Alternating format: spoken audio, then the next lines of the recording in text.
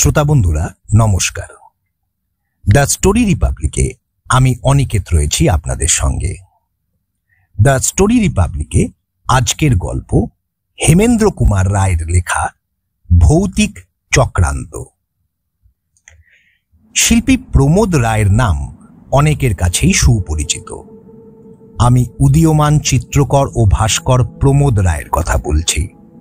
ছবি আঁকায় এবং মূর্তি গড়ায় তার সমান খ্যাতি। সে বাস করত নিমচাঁদ মল্লিক স্ট্রিটের একখানা ভাড়া বাড়িতে। স্ত্রী ছাড়া তার পরিবারে আর কোনো লোক নেই। বাড়িখানা ছোট হলেও সে কোনো অসুবিধা বোধ করত না। নিচের তলায় ছিল তার কারুকক্ষ বা স্টুডিও। তার দিনগুলি কেটে যাচ্ছিল দিব্যি নির্ভাবনায়। কিন্তু হঠাৎ হলো এক মুশকিল। বিনা মেঘে বজ্রপাতের মতো এক নোটিশ এসে হাজির। এ বাড়ি ছেড়ে তাকে উঠে যেতে হবে। কলকাতায় তখন ভাড়া বাড়ির একান্ত অভাব। পাড়ায় পাড়ায় উদ্বাস্তুদের ভিড়। মোটা টাকা সেলামি এবং ত্রিগুণ ও চতুর্গুণ ভাড়া দিতে চাইলেও খালি বাড়ি পাওয়া ভার হয়ে উঠেছিল। অধিকাংশ বাড়িওয়ালাই পুরনো ভাড়াটে তুলে দিয়ে নতুন ভাড়াটে বসিয়ে বেশি লাভ করবার জন্য আগ্রহী। প্রমোদ বাড়িওয়ালার দাবি সহজে মানতে রাজি হল না। বাড়িওয়ালা নালিশ করলে মামলা হলো এবং মামলায় হেরে গেল প্রমোদই। বাড়ি ছাড়বার জন্য সে সময় পেল মাত্র 1 মাস। ইতিমধ্যে ঘটতে থাকলো অদ্ভুত সব কাণ্ড। প্রমোদদের ঠিক পাশের বাড়িতে থাকত নরহরি দাস। মফস্বলের লোক, কলকাতায় বাস করত ব্যবসা সূত্রে। মাঝখানের একটা পাঁচিল টপকালেই তাদের বাড়ির ছাদ থেকে অনায়াসে প্রমোদদের বাড়ির ছাদের ওপর এসে পড়া যেত। নরহরির চেহারা ছিল আদর্শ গদিওয়ালার মতো। মোটা সোটা বেটে সেটে কালো কোলো দেহ, চাঁদের মতো গোলাকার মুখমণ্ডল, সাজগোজো তথৈবচ। সে পরম বৈষ্ণব। মাথায় চৈতন চুটকি, কপালে ও নাসিকায় তিলক মাটির চিহ্ন এবং কণ্ঠদেশে 3 সার তুলসীর মালা। অথচ তার অত্যন্ত দহরম মহরম ছিল মহাশাক্ত ভৈরব ভট্টাচার্যের সঙ্গে। ভৈরবের চেহারা ছিল লম্বায় চওড়ায় দশাসই। হাস্য ছিল অট্টহাস্যের মতো এবং বাক্য ছিল হুঙ্কারের মতো। তান্ত্রিক ক্রিয়া ছিল তার পেশা এবং মদ্য আর মাংসই ছিল তার প্রধান পানীয় ও খাদ্য। কিন্তু চেহারায় ও চরিত্রে আকাশ পাতাল তফাৎ থাকলেও ভৈরব ও নরহরি দুজনেরই নেশা ছিল এক, সেটা হচ্ছে দাবা খেলা। রোজ সন্ধ্যাবেলায় নরহরি তাম্বুল চর্বণ করতে করতে এবং ভৈরব তামাকু টানতে টানতে দাবা বোর্ডের ছকের সামনে বসে খেলায় বিভোর হয়ে থাকত। সে সময় তাদের দেখে লোকে বলা বলি করত, এও যখন সম্ভবপর তখন বাঘে আর গরুতে মিলনই বা অসম্ভব হবে কেন? কিন্তু এমন মিলনেও তাগড়া পড়ল। আচম্বিতে মেনিনজাইটিস রোগে নরহরি হল গতাসু এবং সে বাড়ি ছেড়ে দিয়ে দেশে চলে গেল তার পরিবারবর্গ। ভেঙে গেল সেখানকার দাবা বোর্ডের সান্ধ্য আসর। নরহরির মহাপ্রস্থানে ভৈরব ভট্টাচার্য দুঃখ পেল বটে, কিন্তু পরম আনন্দ লাভ করল তার বাড়িওয়ালা ক্ষেত্র বা খেতু মল্লিক। নরহরি ভাড়া দিত মাসিক 50 টাকা। খেতু মল্লিক এখন জো পেয়ে দাবি করে বসল এককালীন 1000 টাকা সেলামি এবং মাসিক 150 টাকা ভাড়া। দিনকাল যা পড়েছে তার দাবি নিশ্চয়ই অপূর্ণ থাকত না। এমনকি হবু ভাড়াটিয়ারাও আনাগোনা শুরু করে দিল। কিন্তু সহসা সংঘটিত হল এক রোমাঞ্চকর ও অভূতপূর্ব ঘটনা।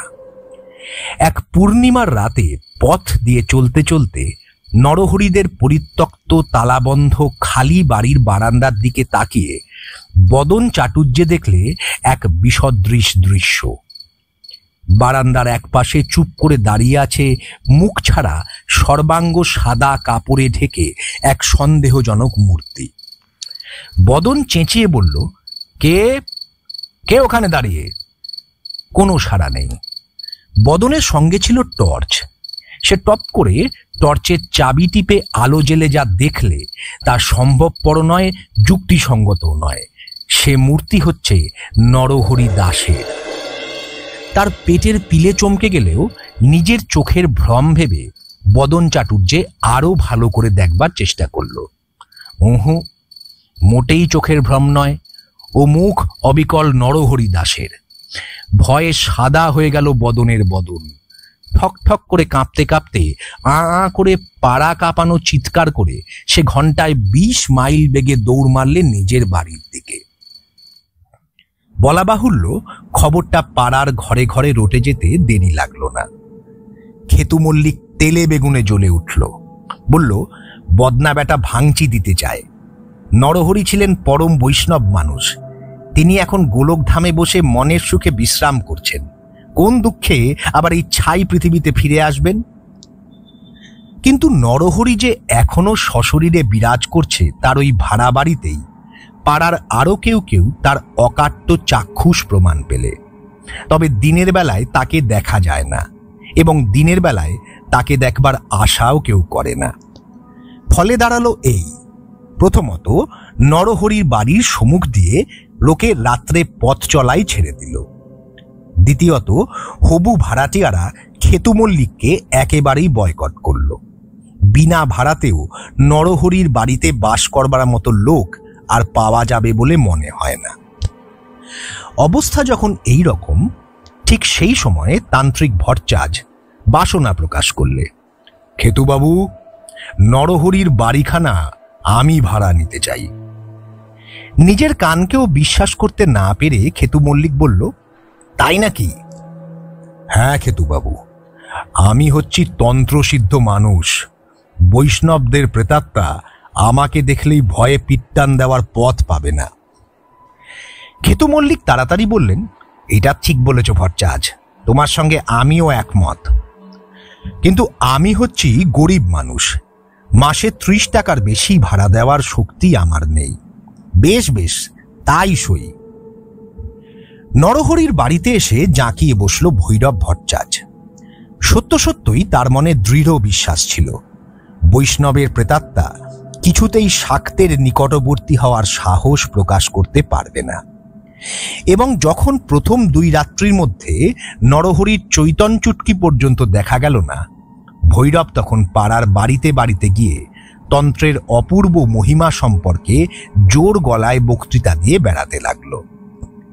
তারপরই এলো অমাবস্যার রাত্রি। দোতলার একটি ঘরে পূজার উপকরণ নিয়ে আসন আসীন হল ভৈরব ভট্টাচ। নরহরির ভয়ে পথ নির্জন, কোথাও টু শব্দটি পর্যন্ত শোনা যায় না। বাইরে ঘুরঘুটে অন্ধকার রাত, ঘরের ভিতর জ্বলছে একটা হ্যারিকেন লণ্ঠনের টিমটিমে আলো। ভৈরব এক মনে 2 চক্ষু বুজে মন্ত্র জপ করছিল।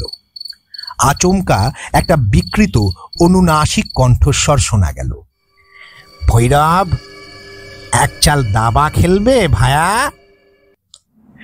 ভয়ঙ্কর চমকে গিয়ে ভৈরব চোখ খুলেই দেখে ঘরের দরজার কাছে পা থেকে গলা পর্যন্ত ধবধবে সাদা কাপড় মুড়ি দিয়ে দাঁড়িয়ে আছে স্বয়ং নরহরি ছাড়া আর কেউ নয়। ভৈরবই সবচেয়ে বেশি চিনত নরহরিকে। তার চোখের ভ্রম হওয়ার জো নেই।